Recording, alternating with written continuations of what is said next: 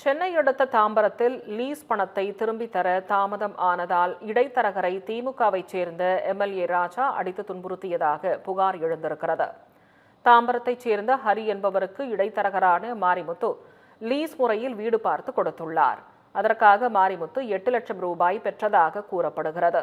இதையடுத்து ஹரி வேறு வீட்டிற்கு சென்றுவிட்ட நிலையில் பணத்தை திரும்ப கேட்டுள்ளார். அப்போது 1.5 லட்சம் ரூபாயை கொடுத்த மாரிமுத்து மீதி பணத்தை திரும்ப கொடுக்காமல் தாமதப்படுத்தி வந்ததாக கூறப்படுகிறது. இதனால் ஆத்திரமடைந்த ஹரி இதுகுறித்து முன்னாள் கவுன்சிலர் ஐசக்கிடம் கூறியுள்ளார்.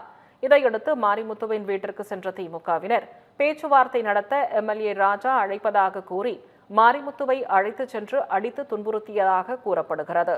இந்த நிலையில் பீர்க்கங்கரணை காவல் நிலையத்திற்கு சகோதரி மற்றும் 2 மகள்களுடன் வந்த மாரிமுத்து சம்பந்தப்பட்ட எம்எல்ஏ மீது நடவடிக்கை எடுக்க கோரி புகார் அளித்தார்.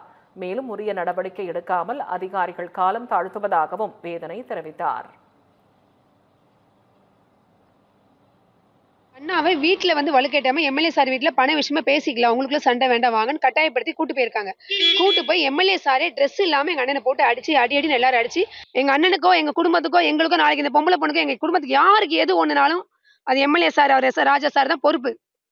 எங்களுக்கு நாளைக்கு இதுக்கு பதில் தெரிஞ்சு ஆகணும். இல்லைன்னா நாளைக்கு நாங்க போராட்டம் பண்ணுவோம். ஆக்சுவலா எங்க அப்பா பணம் கொடுக்க வேண்டியது அவங்க வீட்டுக்கு சார் வாங்க நம்ம எம்எல்ஏ கூட காம்ப்ரமைஸ் பண்ணிக்கலாம், வாங்க பேசிக்கலான்ற மாதிரி கூப்பிட்டுருக்காங்க.